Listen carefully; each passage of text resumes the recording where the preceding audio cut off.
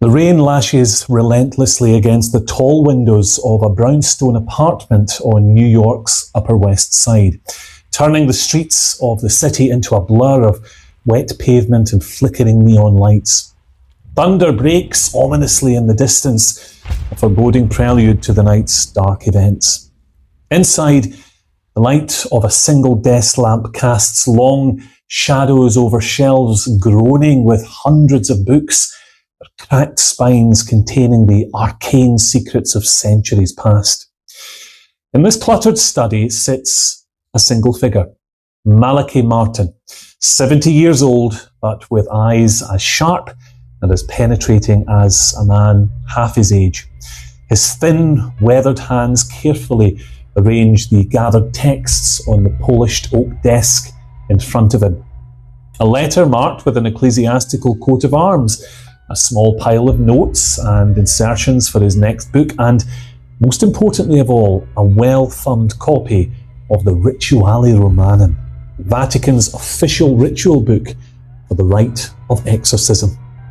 A worn leather Bible open to St. Paul's epistles on spiritual warfare sits close by, as well as his own meticulously annotated notebooks filled with Latin prayers, historical case files, and cryptic margin notes, the meaning of which is known only to their author.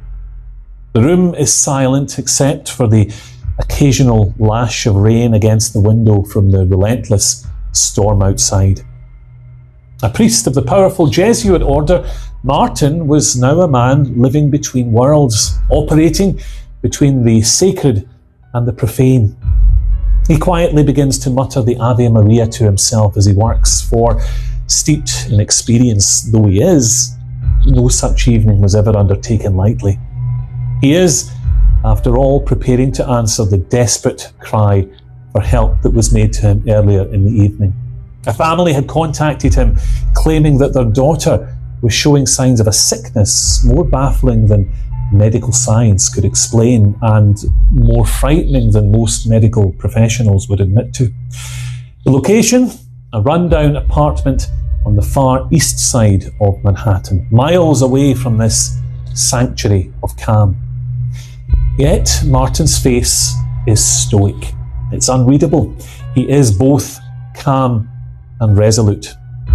He's no stranger to darkness, and he suspects that the malady that he's about to encounter has both its roots and its cure, not in this world of earthly medicine, but in the realm of spiritual warfare. He pauses momentarily, his pale eyes narrowing as the storm's roar echoes across the sky above him. The weight of his years and the countless exorcisms that he had already performed pressed heavily upon him, but so did a sense of duty. This was his calling, the war on evil most refused to acknowledge. Then the silence is broken once again, this time by the telephone next to him. Martin's hand reaches out, steady as ever. Yes, he asks plainly. The muffled tones of a worried mother follow, pleading for him to hurry. "I'm coming," he says, softly, his voice a mixture of authority and weary compassion. He places the receiver back into its cradle and places the items of his profession into the bag which has accompanied him to hell and back on so many occasions. He puts on his winter coat and his hat, but leaves the single desk lamp burning in the corner. Even after all these years and all he has seen, he still doesn't like the darkness. Picking up his old leather bag of spiritual tools, this old warrior of the church steps out of his comfortable study and into the milieu of battle with the devil himself. Malachi Martin, however, hadn't begun his life's work as an exorcist in regular confrontation with the forces of darkness, but rather as a humble priest and a scholar of Semitic languages. Now, following his rigorous Jesuit training, and not for the last time in his long and storied life, he found the hand of fate tap him lightly on the shoulder of his cassock. For in 1946, during his novitiate in Dublin, some Bedouin shepherds had made one of the biggest archaeological and theological discoveries of the last 2,000 years. These shepherds had, completely by accident, stumbled upon what we now know as the Dead Sea Scrolls. And given his training in the languages and dialects of first century Judea, it meant that in the fullness of time, Martin would find himself thrown clerical collar first into this world of discovery, a world worthy of Indiana Jones himself. Now, his work, along with that of many others, of course, brought the voices and beliefs of these ancient people to a world that was eagerly waiting to hear what they had to say. And his stellar work in Qumran would secure Martin other desert positions as well, and he eventually found himself working in digs all across the Middle East, in places like Lebanon and Jordan, and eventually even in Egypt. And it was during these years in the land of the pyramids, chasing verifiable history rather than demons, that fate would tap him on the shoulder once again. You see, by the late 1950s, Martin was seen by many in the church as a rising academic star, a man of letters rather than spirits. But that all changed one evening whilst Martin was taking a few days' rest from the heat of the desert camp that he had called his home in the more comfortable surroundings of metropolitan Cairo. And it was whilst there that a local priest who had been involved in a difficult pastoral case that he suspected involved possession suddenly fell ill. And with no one else qualified or available in the vicinity and under Vatican guidance, Martin was asked to step in. Now, to be clear, in the Catholic tradition, exorcisms are never carried out alone. There's always at least one priest in charge and another priest who acts as an assistant, whose job it is to support the main priest in whatever capacity is required, and of course, over and above everything else, to pray. And it was this assistant's role that Martin had been called to fulfill that night. But nevertheless, for a man more used to dusty parchments and university textbooks than anything remotely preternatural, this call to duty must have been something of an unwelcome one indeed. Still, mindful of his vow of obedience, he reluctantly agreed. And what he encountered during that first confrontation with what the church calls the evil one would both haunt and galvanise him for the rest of his life. Now, the afflicted individual was a young Coptic Christian man, reportedly having developed the ability to speak in ancient tongues and languages that he should really have known nothing of. He also manifested violent aversions to sacred symbols, and he displayed physical phenomena incompatible with normal human abilities. Now, Martin found that he had no rational explanation for what he was seeing in front of him, despite all his scholarly training. And it was an experience that shattered his purely intellectual approach to his faith, and what began as a favour, a temporary replacement position, became a spiritual turning point in his life. He would later describe the moment not as a decision, but rather as a calling, one that came without his consent and that demanded his complete and unequivocal submission. Now, after Egypt, Martin returned to Rome, a changed man. He quietly sought further training. He accessed the Vatican's closely guarded archives of exorcism case files. And with his Jesuit credentials and connections, he had access that few others could boast of. He began studying not only the rite of exorcism, but the psychological and spiritual patterns that precede it: obsession, infestation, and oppression. Whilst never formally named the Vatican's chief exorcist, over the ensuing decades, Martin became an unofficial advisor to several dioceses in Europe and later on in America. This role was always off the books, always confidential. Martin never claimed authority that he didn't possess, but he did claim knowledge that most priests lacked, and a spiritual resilience honed in the darkness of shuttered rooms and private spaces.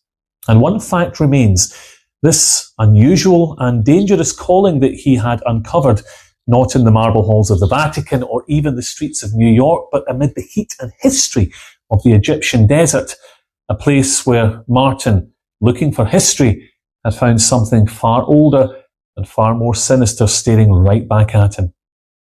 But the remarkable life story of this intrepid priest, Malachi Martin, didn't begin in the desert dust of Egypt either, but a whole ocean and a lifetime away in the rugged, rain-soaked village of Ballylongford in County Kerry in the Republic of Ireland.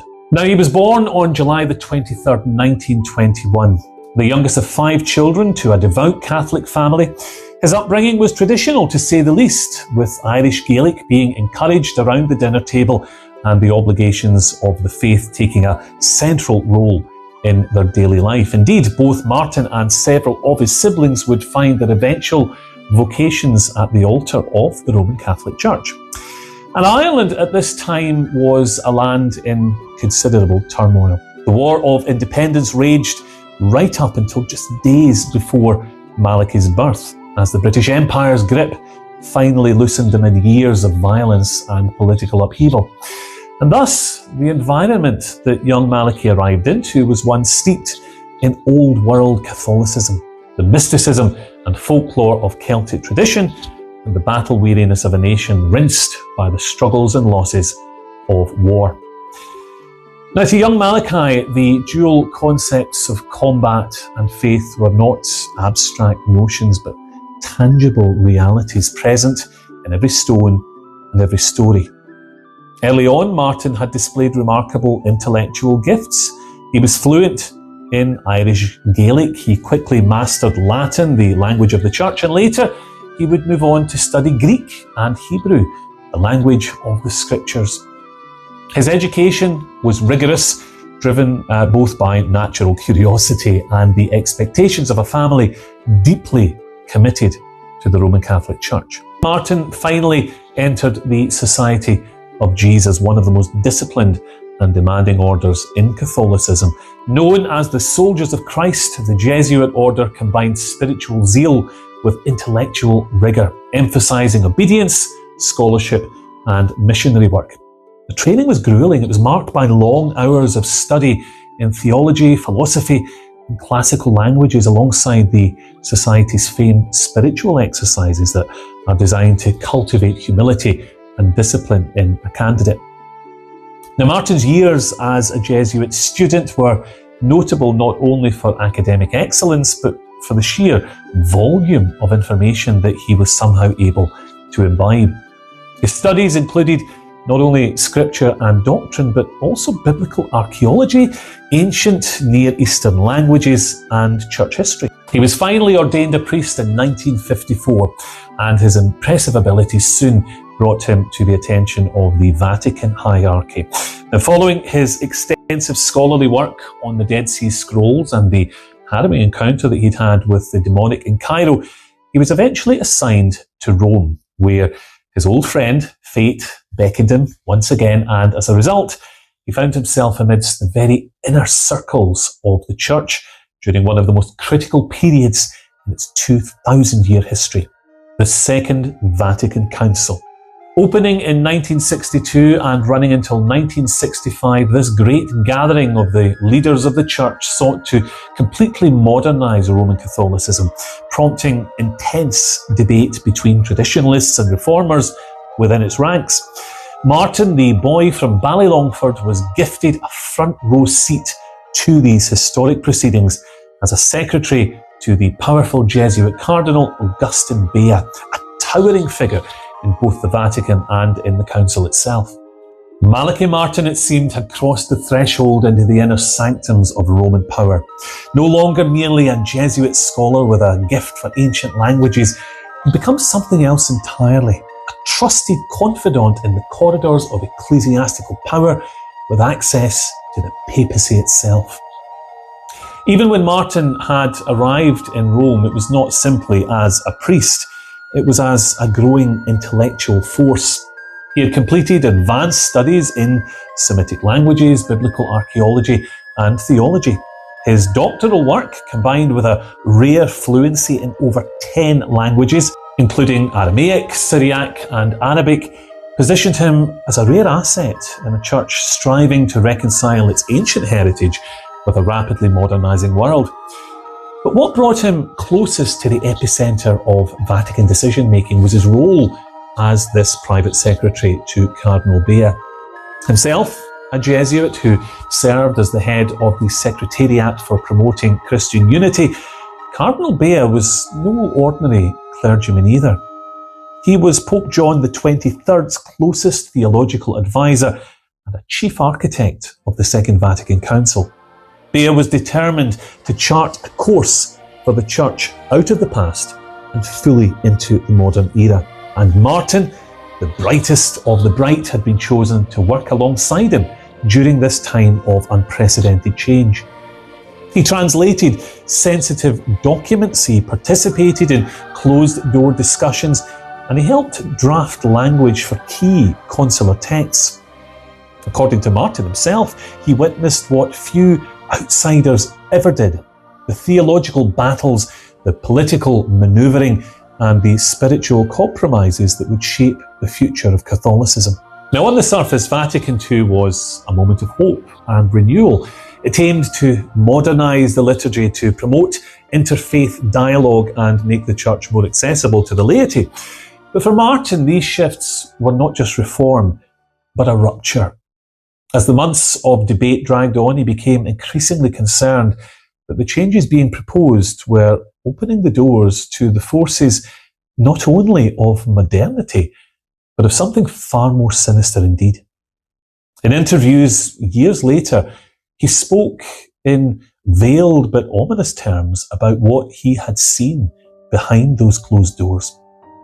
He alleged that some of the clergy were so compromised by power, ideology, or even darker motivations than that, that the spiritual mission of the Church itself was being subverted from within, and with dire consequences for the faithful.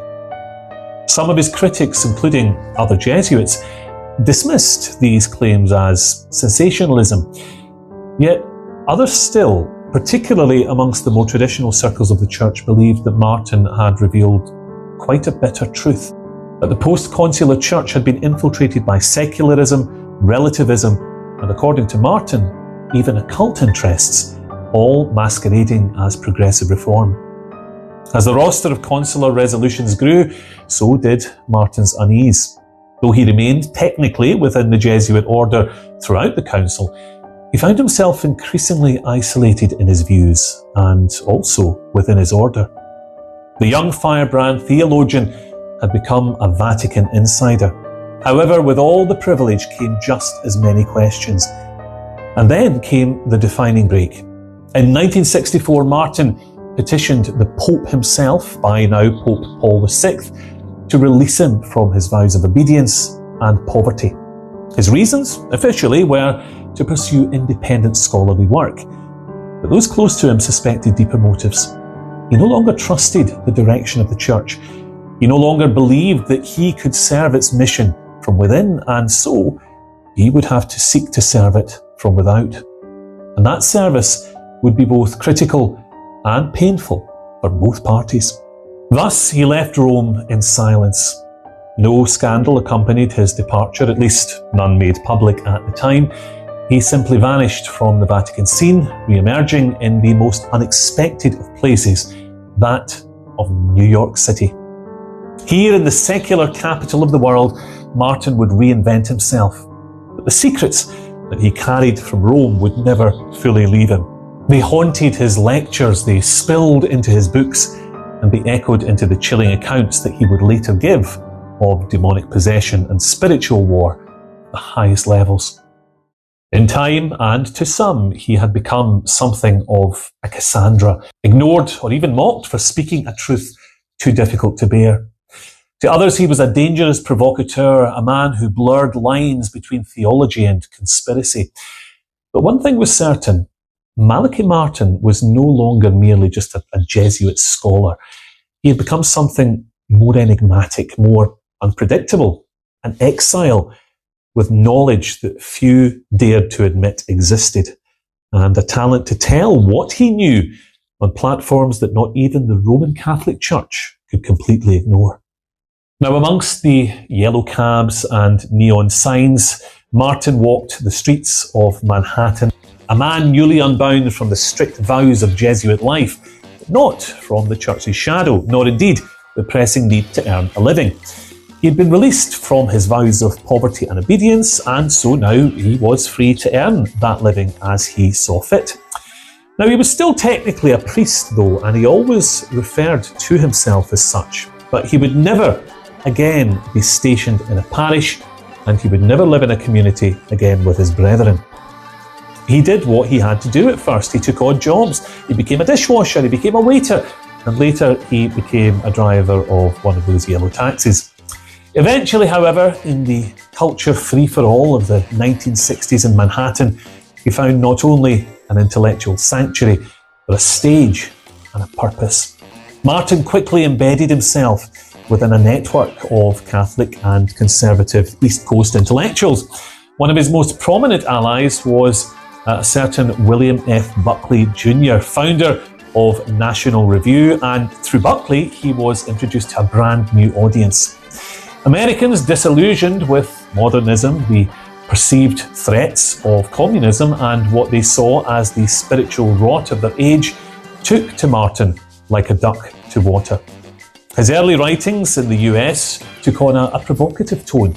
He was no longer restrained by the Jesuit hierarchy, and he poured his insider knowledge into these explosive works. The Encounter in 1969, Three Popes and a Cardinal in 1972, and later his book entitled The Jesuits in 1987 exposed to the world the catastrophic failings of the Church.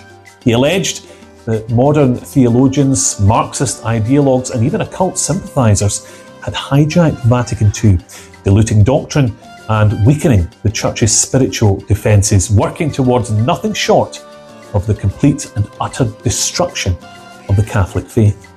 These incendiary claims, of course, attracted legions of devoted followers, as well as harsh criticism. The rumour mill swirled. Some accused Malachi of being a reactionary opportunist. Others claimed that he was exploiting his past for personal gain. Questions also emerged about his personal life. Martin was still a priest in the eyes of many. Yet, he lived alone, he dressed elegantly, and he was frequently seen in the company of wealthy women and elite socialites. The whispers grew louder as various women over the years came forward attesting to love affairs with him. These claims he never directly addressed, and his supporters dismissed them as sensationalist attempts to blacken his image. But the deeper controversy came from his growing association with the occult, not as a practitioner, but as a chronicler and combatant. In 1976, he published his best-selling book, Hostage to the Devil, a chilling account of 5 real-life exorcisms in America. The book presented itself as non-fiction, and it read like a spiritual thriller. Possessions were detailed in terrifying specificity. Voices speaking in unknown languages, levitations, manifestations of inhuman strength, and victims driven to the brink of death by an unseen adversary. Martin insisted the cases were all real, albeit that he himself had not been directly involved in all of them. And the book came with a single chilling message: that Satan was real, he was active, and the war for souls was underway and ongoing. But he was no mere observer either. Martin insisted that he had directly participated in many exorcisms over the years, serving as assistant or spiritual consultant.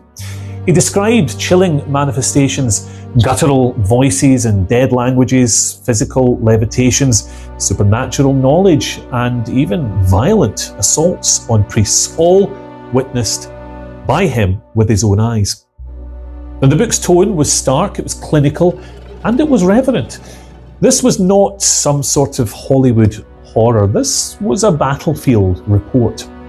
To his followers, Hostage to the Devil claimed what they already feared, that evil was not abstract, not merely symbolic, but personal, intelligent, adaptive, and very, very active. The devil was not a metaphor, he was a predator. And the modern world, including the post-Vatican II Church, had grown complacent in defending against him. For many, hostage to the devil was their first exposure to the reality of demonic possession outside of Hollywood's portrayal, and they were shocked and they were chilled in equal measure. For others, it was just a step too far. Critics questioned the veracity of the cases. Some accused him of fabricating or exaggerating the scenarios in the book. Others felt that he had shed the light of publicity into a dark corner of the human experience that should, quite frankly, have stayed well out of sight to the public at large. To his critics, the book was nothing short of sensationalism wrapped within a thin blanket of religion. Theologians and psychiatrists questioned the authenticity of the cases altogether. I mean, why are there no names in the book, no verifiable facts? The church itself, of course, issued no formal commitment, but many individual priests and exorcists quietly distanced themselves from Malachi's claims. But Martin himself was undeterred. To him, the secrecy was necessary to protect the innocent and the possessed. What mattered was the reality of the demonic and the church's growing failure to confront it.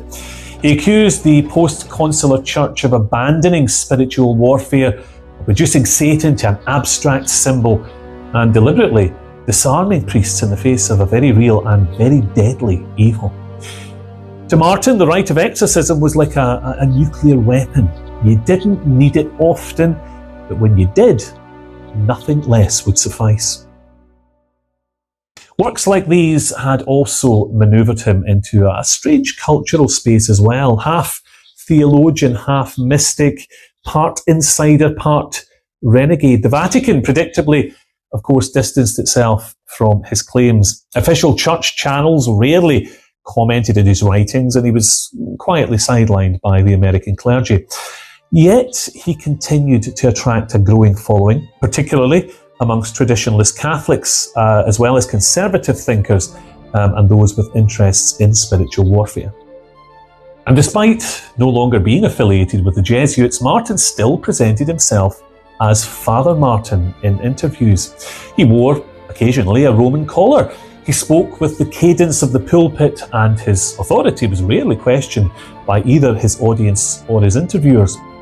Soon he began appearing on popular radio programs, most notably Coast to Coast AM, where he discussed just about everything, from Vatican corruption to exorcism and the infiltration of Freemasonry into the holy body of the church.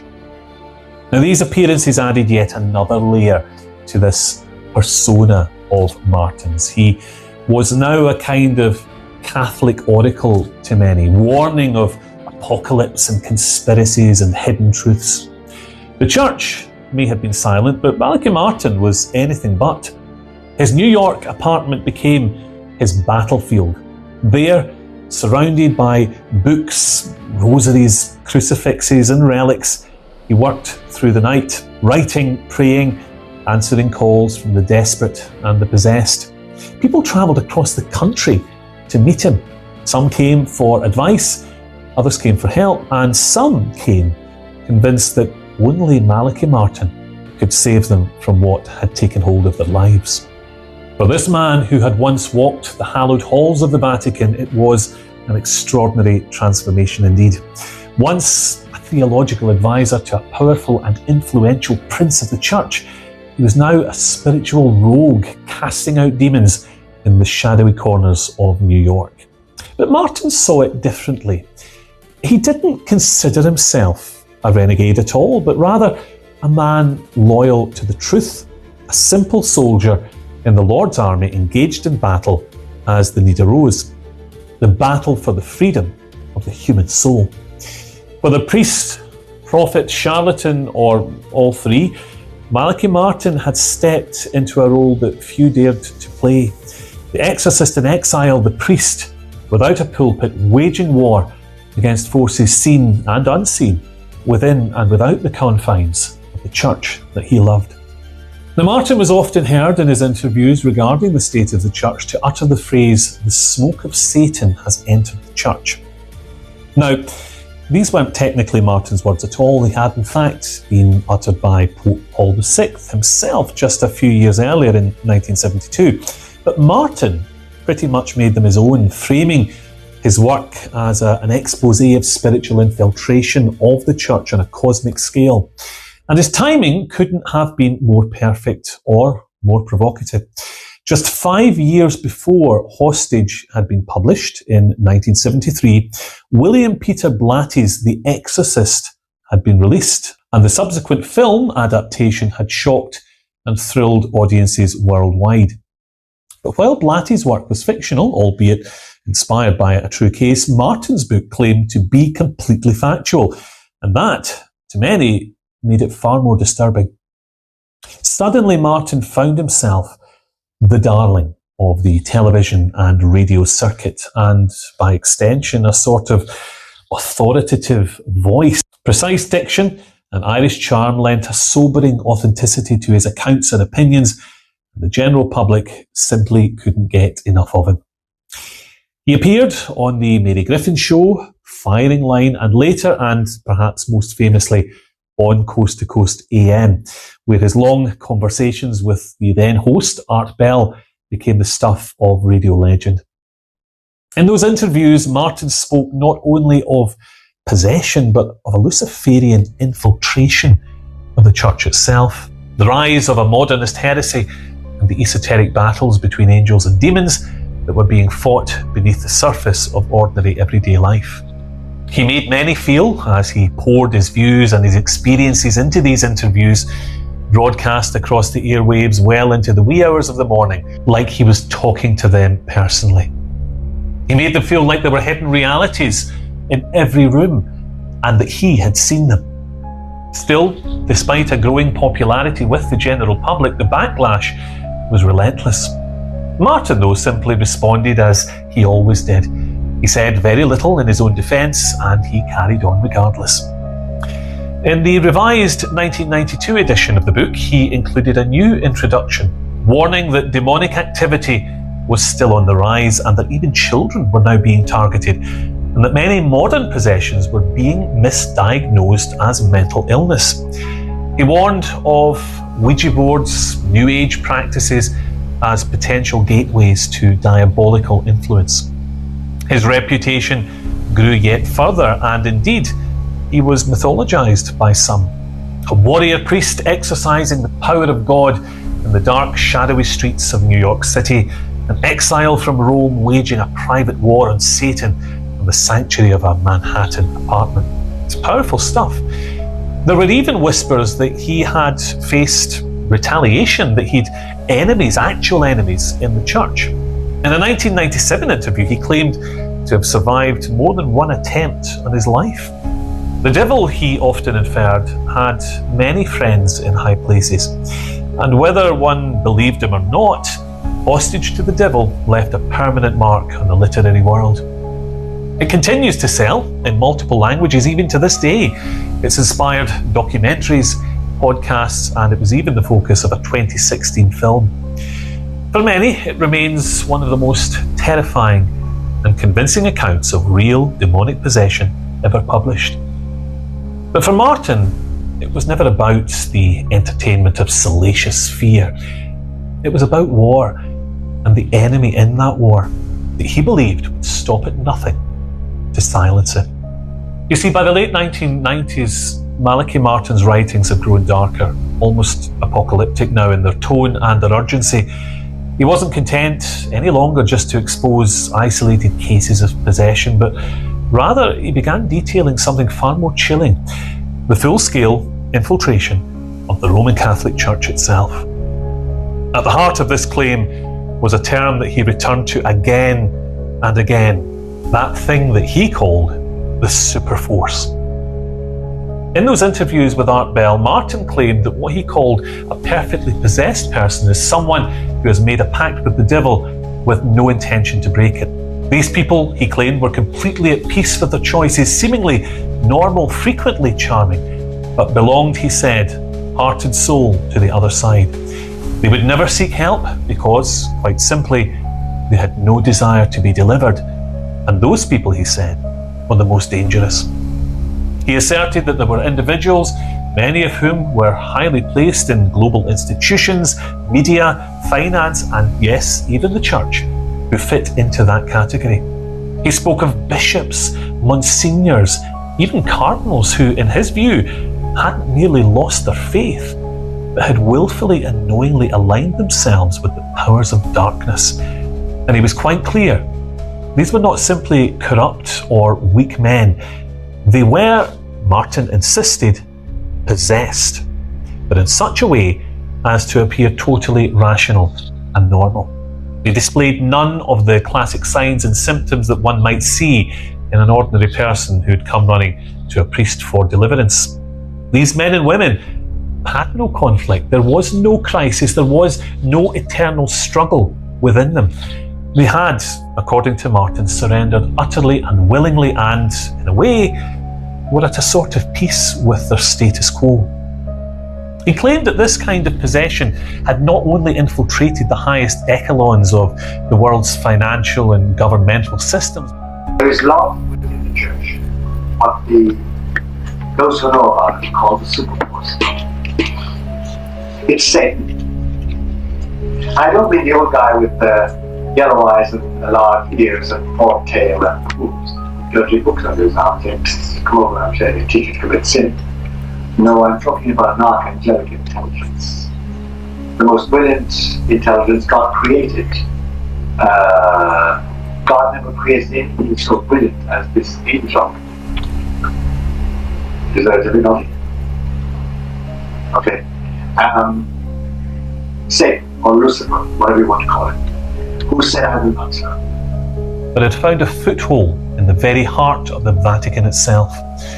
The claim, of course, was as extraordinary as it was terrifying, and predictably, it made many people, both Catholic and non-Catholic, very uncomfortable indeed. In his 1990 book, The Keys of This Blood, Martin pulled back the veil even further on the machinations of Vatican protocol and practice.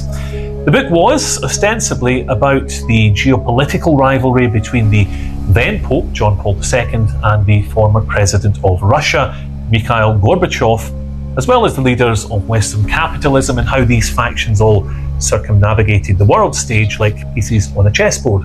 However, it would be his final book, Windswept House, which would truly set the heather alight, if you like, with its descriptions of shocking events and powerful people, all lightly veiled behind the thinnest veneer of fiction, or, as he liked to call it, faction. Real events, real people, given easily discernible pseudonyms and wrapped up in a novel format to, he claimed, ensure his own safety. Number one, I like my kneecaps too well. And I'm not joking. And no doubt pleased the lawyers at his publishing house. Within the pages of that book, Martin laid bare a shockingly graphic depiction of a secret ritual allegedly performed in the Pauline Chapel in the heart of the Vatican in 1963 that he called the enthronement of the fallen archangel Lucifer as Prince of the Citadel of the Roman Catholic Church. He was very clear as well that not only had that ceremony been performed with a corresponding, he said, simultaneous ritual carried out in America, but that ultimately it had been successful. As a result, he believed, a door to the diabolical had been opened in Rome which had never since been closed. He was referring obliquely to an event that had become something of a staple of fringe Catholic conspiracy theories. The idea that on June the 29th, 1963, a full-on black mass was conducted at the Pauline Chapel in the Vatican at the same time as one in Charleston, South Carolina, to symbolically and spiritually install Satan as the ruler of the Catholic Church. Martin didn't claim, of course, to have been present at this event, but he said that he had sources who confirmed that the ritual did occur and that its events were still being felt decades later. Now, the Church, for its part, issued no acknowledgement or official statement in regards to Martin's latest book. There was no public inquiry, there was no press conference, no excommunications were performed, just that age-old political tactic that had worked so well for them for decades. Utter silence. Critics dismissed the story as fringe paranoia, accusing Martin of embellishing unproven legends. But others, especially traditionalist Catholics who felt betrayed by post-Vatican II changes, took his words as confirmation of their deepest fears. To them, Martin was not so much a conspiracy theorist, he was a prophet. Now, these revelations were not delivered lightly. Martin knew the weight of what he was saying. He knew it very well. In interviews, his voice sometimes dropped to a whisper when he spoke of this Vatican infiltration. He claimed that by revealing these truths, he had made powerful enemies too. He acknowledged that his life had been in danger for many years, and he added that at his age, such considerations probably didn't warrant too much lost sleep. Amongst the most controversial aspects of Martin's claims were his insistence that some clergy were knowingly involved in occult activity. Not just modernism and heresy, but ceremonial, ritualistic magic, divination, the actual worship of demonic entities. He alleged that these practices had infiltrated every level of church hierarchy in the Vatican, and that they had organised into a powerful and destructive faction that he referred to as the Superforce. Now, this kind of accusation, of course, struck at the very heart of clerical credibility. It wasn't simply that priests and bishops had sinned. Martin was claiming that some of them had turned. Yet despite the bombshell nature of his sentiments, Martin remained calm, he remained deliberate, and he remained rooted in Catholic theology. He never strayed into the style of the firebrand preacher. Instead, he used the language of scripture, of canon law, and of historical precedent. He admitted that the Church had battled deep issues of heresy and corruption in previous years and centuries. But this, he insisted, was something else, because the enemy here wasn't doctrinal confusion, but a full-on abandonment of the very central tenets of what it meant to be Catholic. And he had a damning word to describe all of this. He called it apostasy. Windswept House described a global conspiracy involving compromised prelates, secret Masonic orders, and a hostile takeover in the very heart of the Church. And while published as fiction, Martin freely admitted that a full 85% of that book was truth. Then you might ask, why publish it as fiction at all? Why not just write the thing up as some sort of piece of investigative journalism? Such a book written by a man of Martin's background would have set the world ablaze with the scandal of it all. So why bother with all this flummery of fiction at all? But once again, Martin was very clear.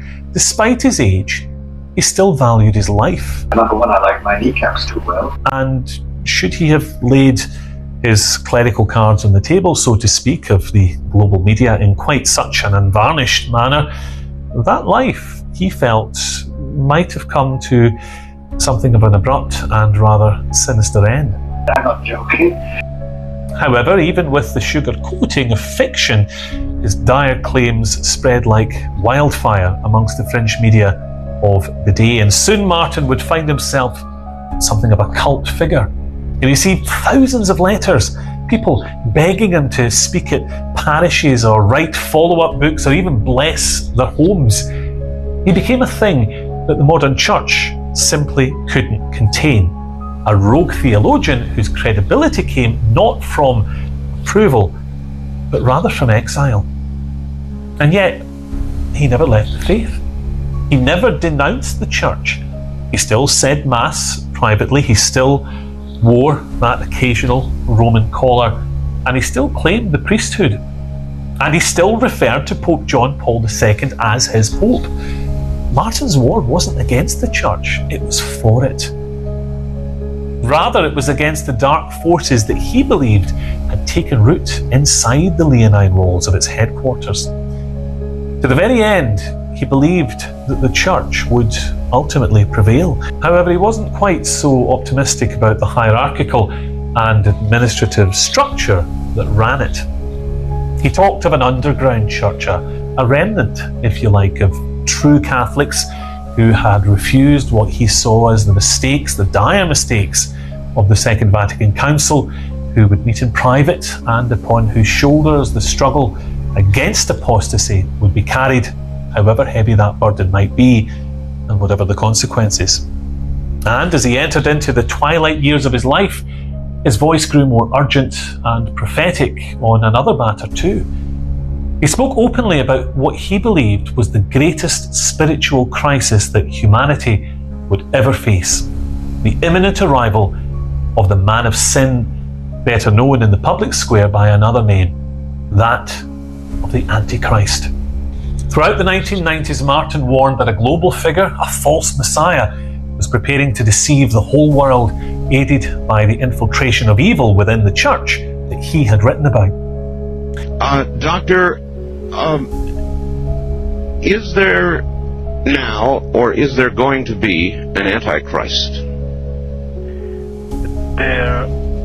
Whether there is now is a question. There is going to be an Antichrist, and I think the best thing we can do is talk about his public appearance.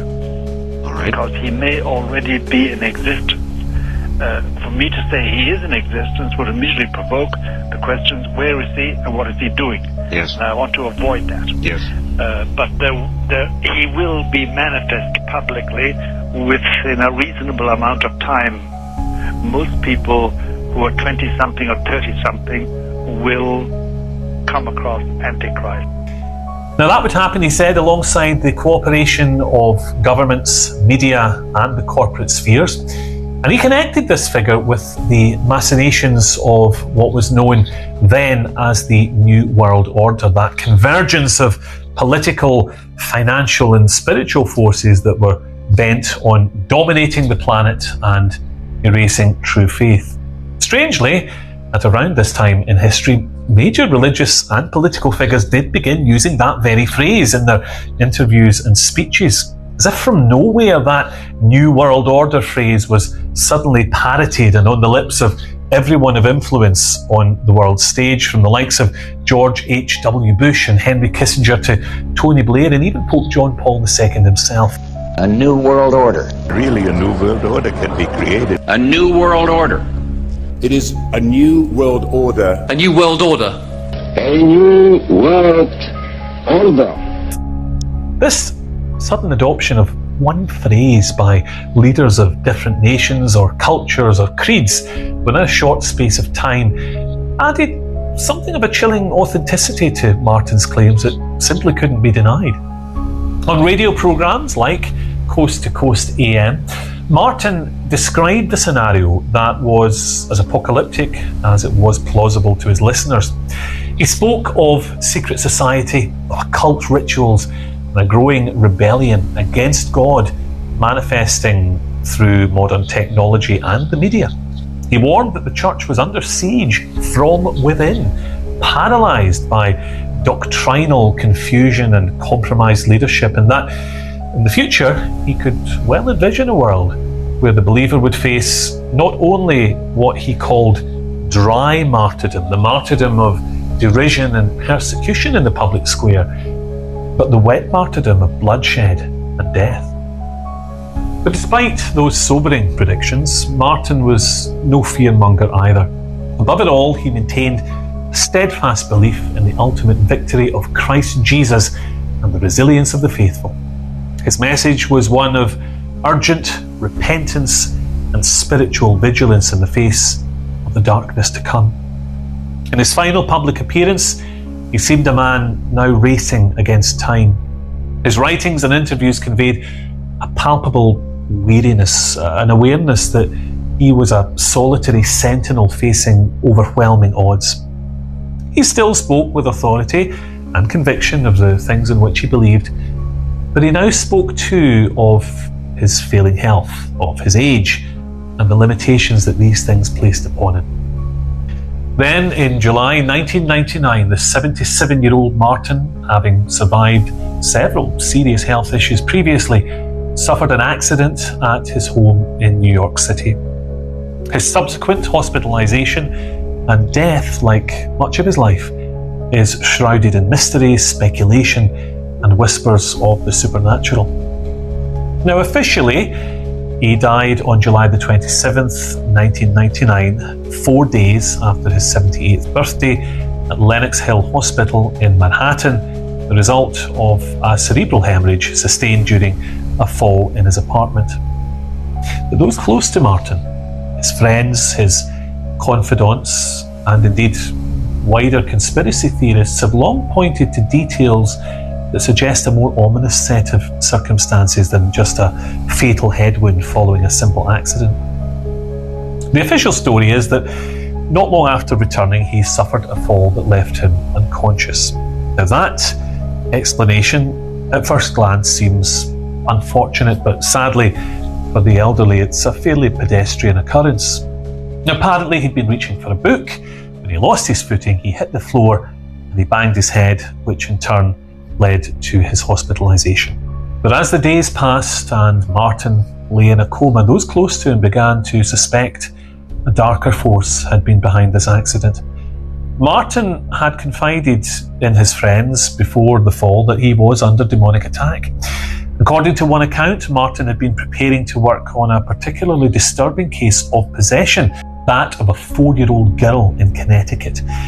His friend and sometime driver, himself a former CIA agent, stated in the documentary that was made on Martin's life, titled Hostage to the Devil, that he had witnessed a curious and chilling encounter between Martin and this child. He had driven the priest to the initial meeting with the girl and her parents, and he recalled how this 4-year-old looked at Martin with a presence far beyond her years and said with complete, horrifying confidence, "So you're Malachi Martin, and you think you can help her?" And he did think that. For gut-freezing though that statement was, particularly coming from the lips of one so young, this was far from Martin's first rodeo with the diabolical. As he once admitted to the Scotsman newspaper, "I have felt the breath of Satan. I've heard demons' voices, cold, scratchy, dead voices carrying messages of hatred." He had been here before. But this particular confrontation would not materialise. Martin's accident occurred before the date of the ceremony itself. And for those who claimed that he'd spoken of being pushed by an unseen force before lapsing into unconsciousness on the evening of his fall, this all made sense. Of course, no official report corroborates this. The fall was never investigated as suspicious, and even if it had been, it would have been unlikely to have returned a verdict of death by diabolicus. But within the circle of believers who saw Martin as a lone crusader against the darkest forces within and beyond the church, this explanation fitted all too well. They saw his death not as a random accident, but as something of a spiritual and physical assassination, carried out not by poison or bullets, but by powers beyond human comprehension. Adding to the intrigue is Martin's own repeated assertion, made in interviews throughout the 1990s, that he could very possibly be silenced one day. In his final years, he'd grown increasingly vocal about spiritual corruption in the Vatican, doubling down on his assertions that certain clerics were all part of this well-organised occult network. Now, whether these claims were delusions or exaggerations, or there are fragments of truth, remain hotly debated to this very day. A simple Google search will find arguments aplenty for and against Malachi's beliefs. But for those who followed his work closely, especially his semi-fictional exposés like Windswept House, the timing and nature of his death felt more like a hit than an accident. Now, the church once again made no public statement on his passing. There was no formal obituary from the Jesuits, no Vatican comment, no funeral widely attended by clergy. Malachi Martin, a man who'd once moved in the highest circles of the Roman Curia, died quietly. His body was laid to rest at the Gate of Heaven Cemetery in New York. His legacy split between those who saw him as a prophet and those who regarded him as a dangerous fantasist, silenced just in time.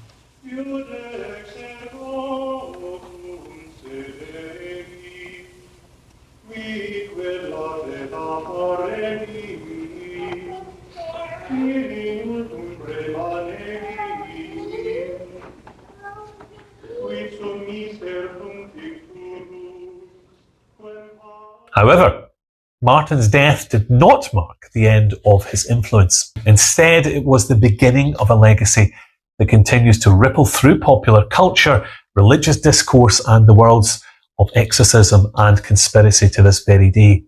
His work, controversial and provocative, has shaped how millions understand the spiritual battle between good and evil, and his prophecies, particularly in regards to the direction of the church and the treatment of Orthodox Christianity in the public square, for many, are coming to pass on a daily basis. Perhaps most notably, however, Martin's hostage to the devil is credited with revitalising public interest in exorcism and demonic possession in general. Before Martin's revelations, the ritual was often dismissed as archaic superstition or the purvey of overwrought Hollywood imaginations. But his detailed accounts helped to bring it back into mainstream awareness, influencing subsequent books, documentaries, and even a podcast. However, it's true too that Hollywood did benefit from Martin's example. Though William Peter Blatty's The Exorcist predates Martin's book, many filmmakers and writers cite Martin's real-life accounts as a foundation for the portrayal of possession.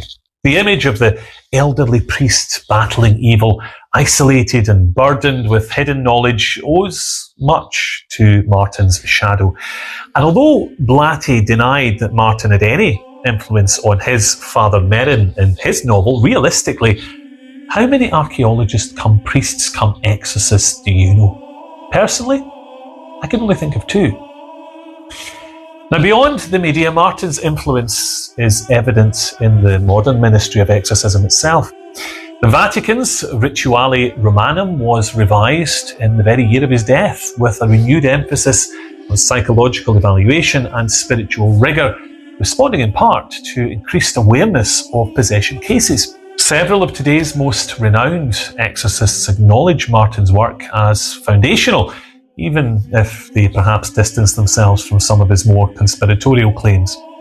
Yet still, others have stated alarmingly that this new rite of exorcism, this revised Rituale Romanum, has lost some of its power and authority post-revision. In short, some priests have argued that it simply doesn't work. Now, given all that he said about the diabolical infiltration of the church, I wonder what Martin would have made of that had he been around to see it. Yet his legacy remains deeply polarising, and in the years since his passing, various claims have surfaced about his life and work hitherto unknown to the public at large. There are rumours and reports of affairs and inappropriate relations levelled at him from several quarters, most notably the journalist and former Vatican correspondent for Time and Newsweek magazines, Robert Kaiser, who made the startling claim in his book called Clerical Error that Martin, a man whom he described as being able to make people laugh in 7 different languages, not only seduced his wife during his time covering the Second Vatican Council, but also of driving him to seek help in a psychiatric facility. However, supporters of Martin point to the fact that Kaiser, a seasoned and prolific author, waited until several years after the priest's passing to publish this story, and thus depriving him of any opportunity to defend himself. However, the bizarre stories kept on coming. Rumours began to swirl that Martin had in fact been a secret agent working for, amongst other agencies, the Mossad.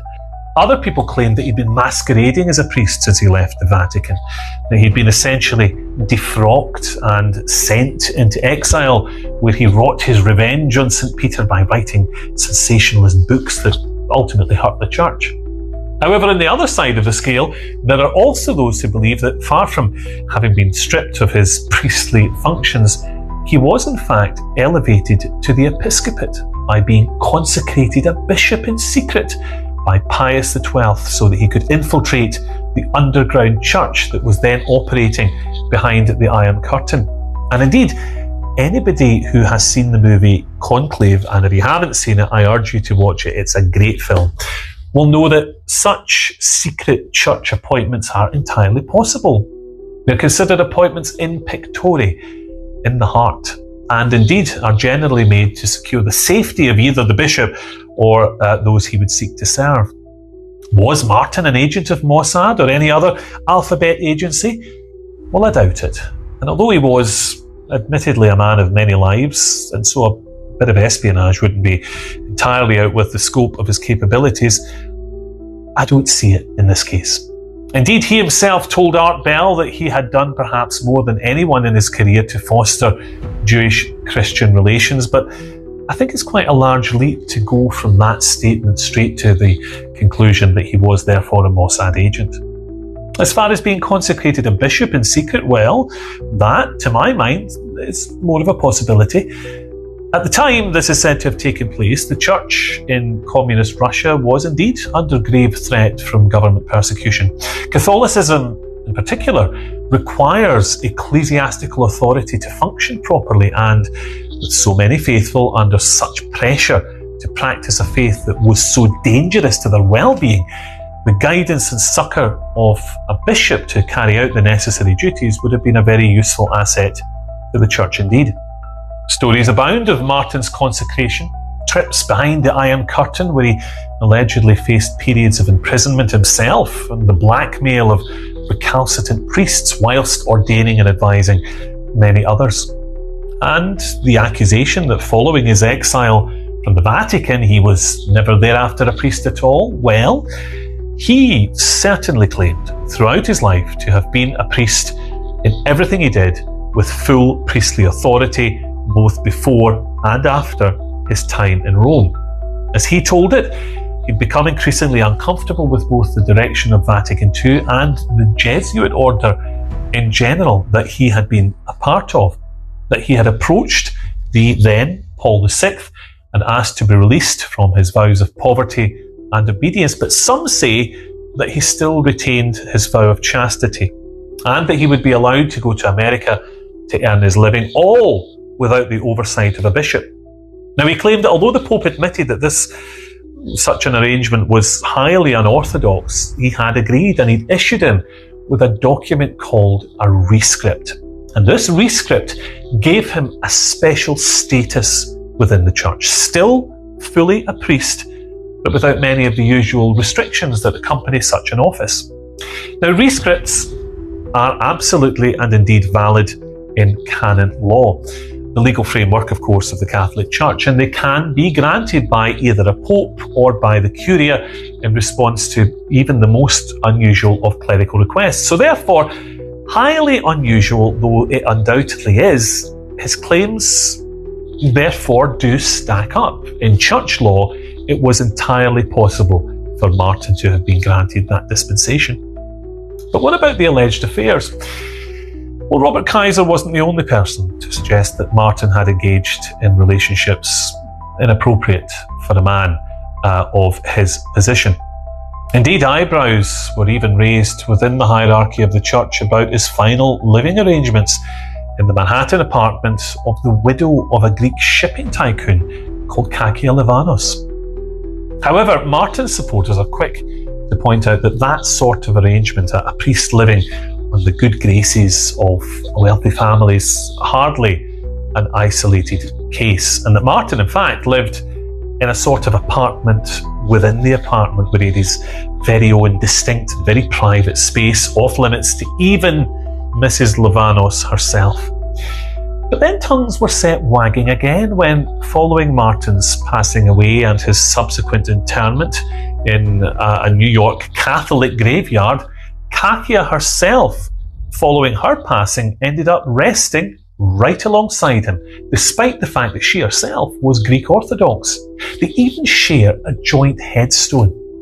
So, my point is, the truth is, when you're dealing with a man as multifaceted and as complex as Malachi Martin, a man who has lived so many lives under so many different circumstances and across such a wide and geographically diverse set of addresses, you've got to accept that there will be a certain amount of mystique and ambiguity to the story. In fact, if half of what was said about Malachi Martin were true, I think a certain air of nebulousness, far from being a burden, might have served him very well indeed. In religious circles, Martin serves as both a cautionary tale and, to many, an inspiration. A man who pushed the boundaries of obedience and faith, forcing the church and the world to confront the uncomfortable spiritual realities about themselves and the world of the unseen.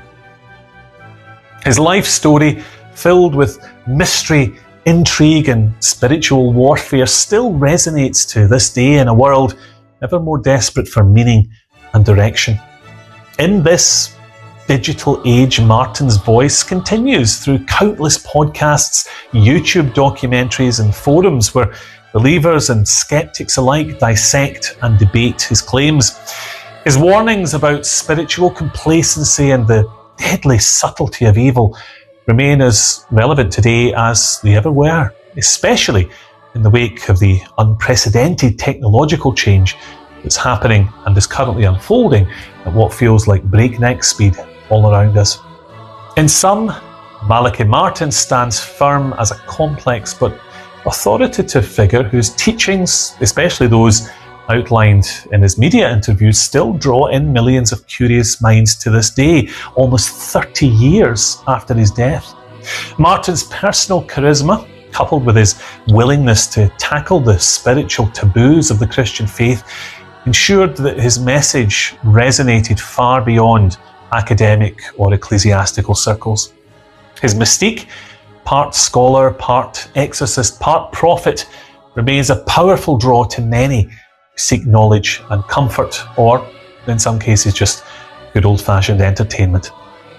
In the end, Malachi Martin was a man defined as much by the questions that he raised as the answers that he gave. His life invites us to consider the often blurred lines between the mythos that we like to build around those that we admire and the flesh and blood human being whom we eventually oblige to inhabit it.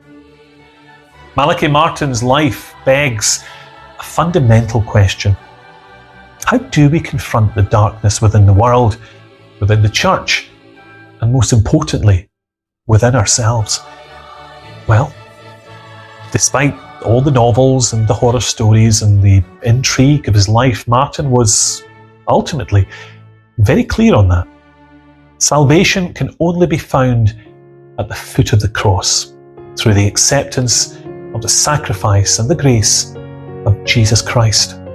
All else, to quote a one-time Queen of England, are merely trifles. Martin's enigma endures because the war that he spoke of isn't over. And so the story of Malachi Martin is not just a biography, it's an invitation to vigilance, to courage, and to faith in a world where the lines between light and shadow are so often so very, very far from clear.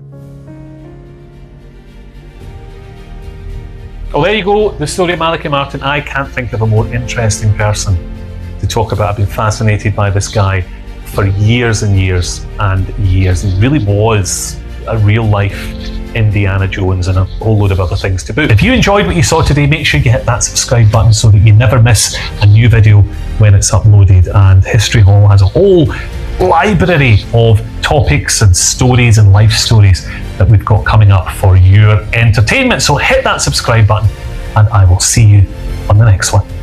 Bye-bye.